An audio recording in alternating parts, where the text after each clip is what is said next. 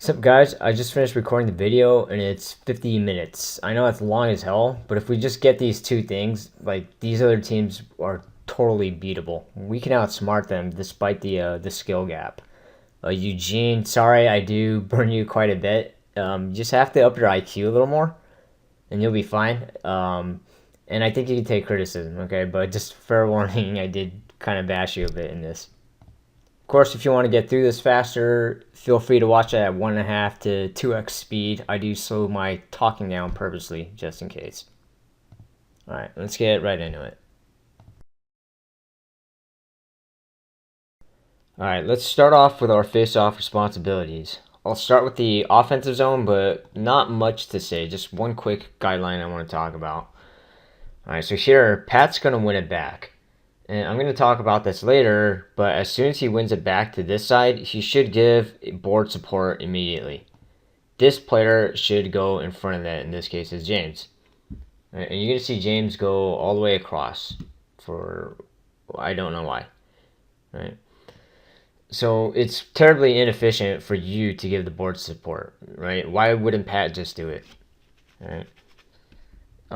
And so now we have no one screening the goalie, so this is basically low percentage shot. I mean, it's a good one-timer, but not going to accomplish much. All right, so run that back real fast. Basic plan, it's pretty simple. If it goes here, this guy gives support, this player should be in front of the net somewhere. If it goes here, this player should now, hold on, let me delete that.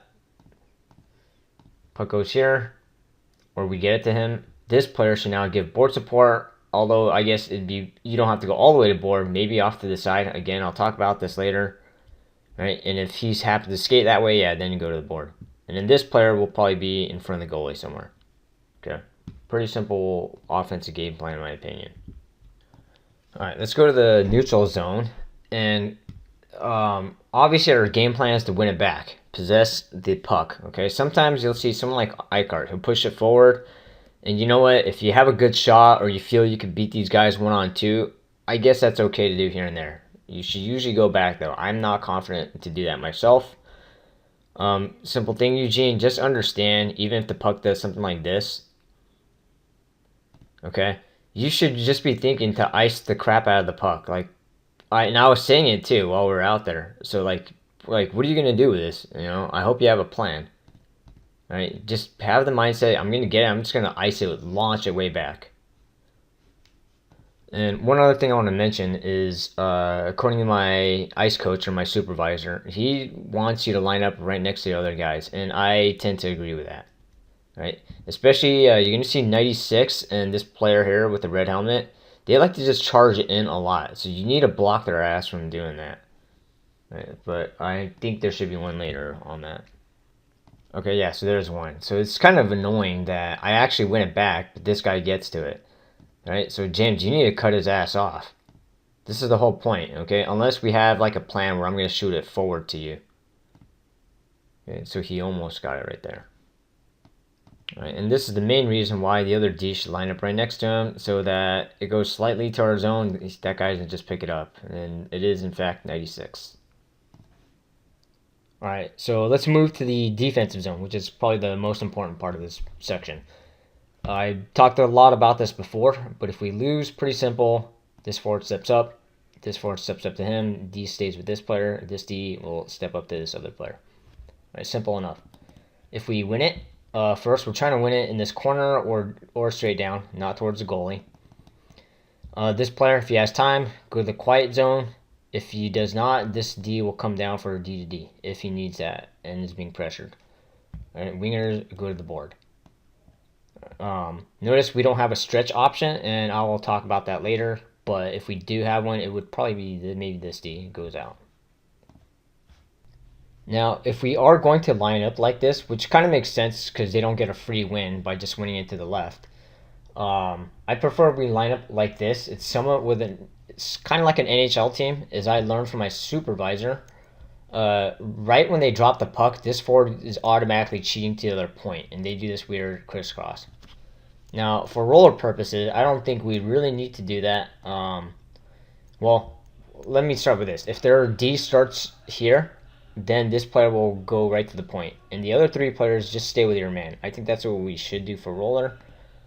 Typically, this player will line up over here, and if they do that, then I think this forward can line up a little more on the outside here, so you can just jump right in his face. So I prefer this, like 4 guys on the line basically. If we lose it, just stay with the man you're in front of. This one goes to the point. And if we win it, get rid of that. Oops, sorry. If we win the face-off, it'll be very similar to what we did earlier, but this D just has to make sure he hauls his ass this way. And same thing, you go to the quiet zone. If you don't have time, go D to D. These forwards go to the side. The one thing I'm worried about, which you'll see in the video, is that this center can't get beat by their center or forward, whatever. Okay, you can't just jump him and get a shot. You have to block his ass. This is kind of why I'm worried about lining up like this. Alright, so let's start with this basic one, how we normally set up. James, one thing I'll say is you want to go a little bit higher if that's possible, as long as the D's not right behind you. Try to go to like Chick-fil-A sign. Sometimes you have to go closer after pressuring. But you see Derek get it, and so good strong side pass. Usually I wouldn't recommend that because someone's right on me, but if you see it's open, that's fine. But this is why I want you higher, James. So look, this is pretty much a 2-on-1, and we still got the 2-on-1, even with my buddy Noah back checking. Right. All right, so now let's look at one where Sug lines up on the side. And so this is where it's already some confusion. Like, I'm not lined up next to 21. Am I supposed to? Is that supposed to be Evan? We win it back, and you'll see Evan gives me a DD pass in front of the net. A little bit scary. I prefer behind the net. And then Pat has to haul his ass here, right? That's what I'm thinking. Again, it's good if you let us know exactly what we're supposed to do. Right? So I shoulder check. I feel like, no one's there, so I just retreat behind the net. Yeah, I probably should hit Sug right away. Ref was in the way. But I'll get to this breakout in the future. Alright, so this is the one that concerns me, in that we line up like this. Well, the center better block this guy no matter what. We don't want this happening. And that's why I prefer the traditional lineup. And then right on the ensuing face-off, you'll see Anchor and James are both kind of going low. So this is where it's important. We need to know what our responsibilities are. Okay, so again, switch places for no reason. Now Anchor has a little bit less time. He has to get it, and yeah, it's kind of hard to spot Sug right there.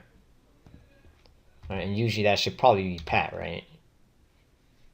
So yeah, I'm just saying, Sug, we could line up like this. Just make sure you tell us exactly what you want us to do.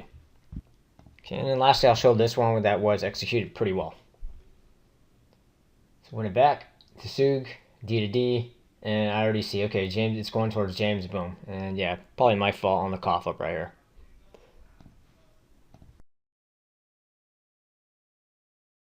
So that's all with the face-off section. Simple enough, right? Let's move on to team defense. And I don't know why this gets very difficult. This is really simple. It doesn't matter if the other team's fast or whatever. You're basically playing man. So let me pull this up. Our game plan, we're going to sit back, let them come into the zone. I'll explain why in a second. The first guy, slow the puck carrier down. This should usually be your better player. Okay, then we play man on man. This is really easy. Don't know why we always screw it up. So, it doesn't really matter if you do 1-2-1 or 2-2 since we're playing man, but we'll just say it's like a 2-2, okay? And we're going to let them come into the zone, like I said. Usually the first guy will skate up with speed, and this first player should try to slow him down. All right, slow him down, and then you can kind of let him through once your D picks him up, and you're going to probably grab a point man. All right, remember they're going to have all 4 guys. They have 1, 2, 3, 4. Okay, after he skates in. After that, just pick up a man, stay with him. Okay, it doesn't get any easier than that. So I'll just go through the examples. Actually, before I get into it, one thing I want to ask you guys is, do we want to give up a 4-on-3 and allow one guy to cherry pick? Alright, I don't know the answer to that. Maybe that's actually a good thing. Okay, but for now, I'm going to assume you're not supposed to do that, and that the last guy should be coming back. Okay, but if we're going to do that, we need to understand what we're doing as a team. All right, so let's just start with this. I'm going to start off with the clips where either you guys are being lazy or you're just completely unaware. Okay, both are not very good. So here's the first example. So they pick up the puck, okay, and you need to haul your ass back. If you look behind you and nobody's there, that means they outnumber us, okay? So you're going to see us with a few different players. So this one being James. You can't like kind of, oh, I'm going to take my time, I'm going to coast. No, get your ass back. You got to catch one of these guys. It's very fortunate that these guys are clearly not, I don't want to bash them, but their IQ wise, they don't recognize that they have numbers. So they just push it, oh, let's go 1-on-2 instead of utilizing a 3-on-2. All right. Let's show the other clips.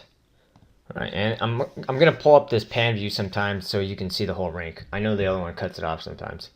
In this case, I'll talk about this later too, about being in front of the net. I hate when you guys are in front of the net. I'd rather have you off to the side. We'll get to that later. All right, so right here, right, Pat. If you recognize, if you look behind you, no one's behind you. You need to haul your ass back. Now it's fortunate they made a change, but even still, you're taking your sweet time. So if they changed quickly, as you can see right here, this guy could just jump in, and if they just wait for him, then they have a free shot. So you guys gotta recognize this. Like, you gotta hurry up and at least just be 2-3 steps ahead of them. And if you tell me you're tired, well, then you really should get off the ice too, right? Very quickly. So just something to think about and see. Wait, did it go out of play? Okay, maybe it went out of play by at this point, but he should not be like a couple steps ahead of you. You need to be in front of him. So just these little minor things. All right, so Eugene, you're extremely guilty of this. First of all, yeah, this is pretty poor defense. You try to cut him off behind the net, but you go too early, so he just passes right by you, and now you're just sitting your ass back there. Yeah, no bueno, right? They're way ahead of you. Now, like, all right, let's just take my sweet time. All right, and on top of that, now he sees you're cherry picking, so that certainly doesn't help anymore. Okay, so it's either laziness or lack of awareness. And this is virtually the same thing.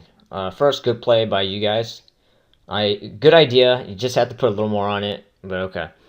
So as soon as you see this, he has the puck. Why the hell are you going towards the goalie? Like, you should know we're outnumbered. Come on, man. All right, so, you're still taking your sweet time. Yeah, you gotta haul your ass back, dude. And now a guy jumps aboard. You should be ahead front of him. Right, so very simple thing to correct, and then you finally went off. Well, you should have hustled off right away then.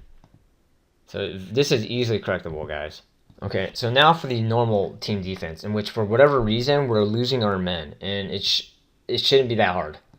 So like here, I'm on black right here, Anchor's on 21, Evan's on this player here. And you can see James come in. James, you should be on my friend Noah. So you should not be curling left here. You need to be closer to him. If you do this, and he suddenly just jumps in, then you're screwed. So hopefully you understand that. Okay, but with that said, the big thing is here. Okay, I know it's tempting to get that puck, but I mean, it's not in a dangerous spot really. Okay, I would just stay with the man, because you do this, well, we're screwed. That's a good play by him too. Spun around and passed it. If you do want a switch, and as you can see the result, if you do want to switch, you got to tell Evan then, all right? Hopefully you guys are super vocal. Like, you got to yell then. As soon as you see it, like, right there, you better say, switch. Yeah. Otherwise, we get kind of screwed there. Okay, so right here, let me play a little bit further, and you'll see, okay, James is on Noah. That means Pat should be on black. You let this guy go, that's fine. That makes sense because we have our D. Just turn around and make sure you tell Evan that. All right, Evan, I prefer you scoot up to him. I wouldn't worry too much about being a D since we play man. But here's the major problem. So you're going after Noah, he passes, and you go towards him. This is going to cause confusion. Right? You can help out, but understand your responsibility is Noah. If you do one of these and you skate towards him, this guy could jump in and burn you. Okay, so I would just kind of slowly, well, you'll see it later, but I play a half-ass defense because your primary goal is to stay with him.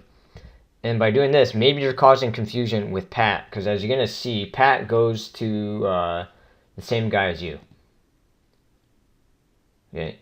See, passes, now he jumps up, now it's wide open, and goal. Alright, is that a good goal? I don't know. Felt like it's on a sharp angle, but maybe he shot it well. Okay, it's really simple. Look, you should not really be going that hard towards him. Okay, and for Pat, I just stay with black. Forget about where he passed it. Just stay with him.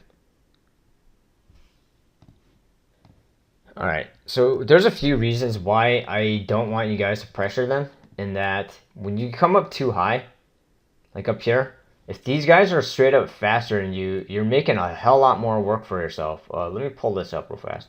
So like, for example, right, if you, for like, say Eugene, you're guarding Noah, right? This guy is going to just probably, like, it's easier for him to burn you at some point going from here to here, and you have to, like, skate your ass off to keep up with him, than if he started here and you're here. Okay, now he has less space to try to burn you, and even if he, like, gets a half step on you, then suddenly we have all these other guys in the way.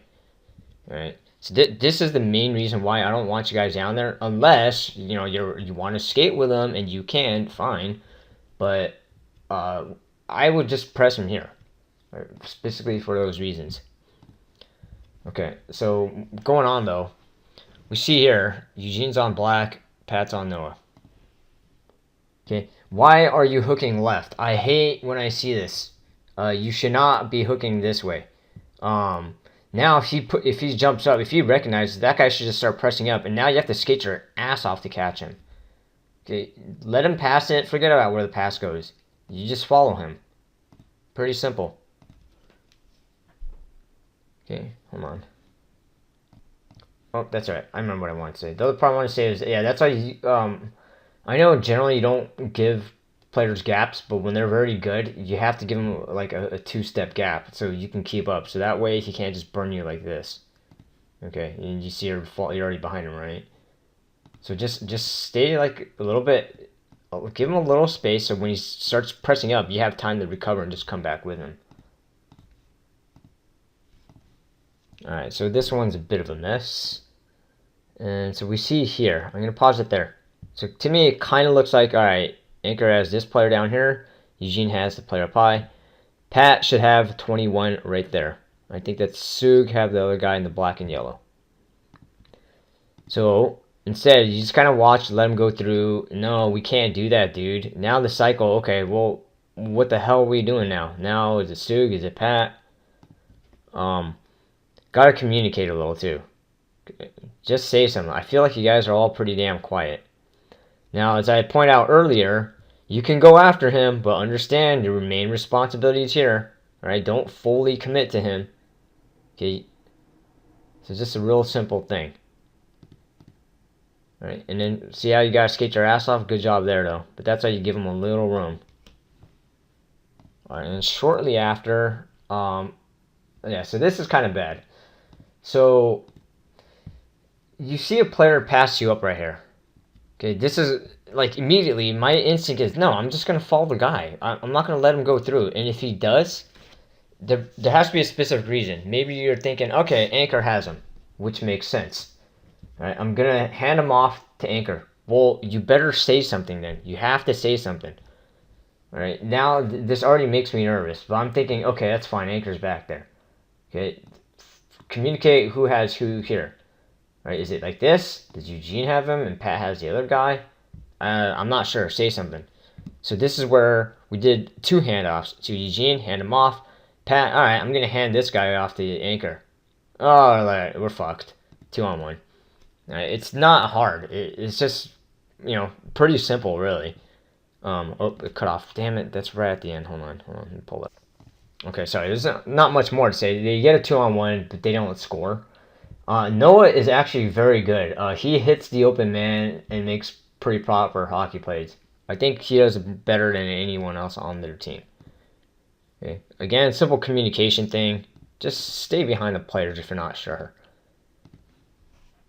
I should add, there's no punishment really if it's like a 2-on-3, right? If we have too many guys in the defensive zone.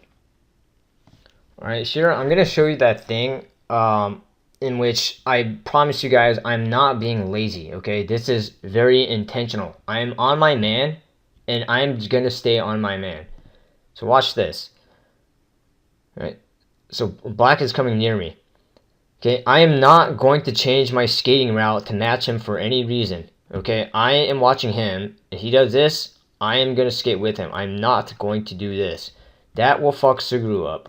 That will confuse him. And if we go to the same guy, we're screwed. Okay, so you see I just kind of lazily play defense on him. Because I'm watching this guy making sure he stays in front of me. And that way Sug can stay on that player. And we do it well. Okay, so it's that simple, really. Okay, look, half-ass effort, whatever, don't care. I'm getting the other guy. Okay? So that's all you have to do to play man. Don't fully commit to that puck carrier if it's not your man. Alright, one thing I want to say to the other guys, particularly Evan, trust me to stay on my man, okay? I will rarely ever get beat.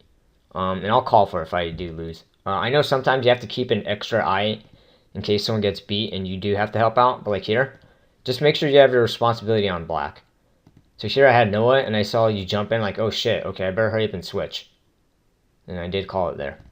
Alright, so just understand, if you stay on black, I'll be fine. I can stay on 7. If you try to get him, just make sure black is covered and there's not a free pass.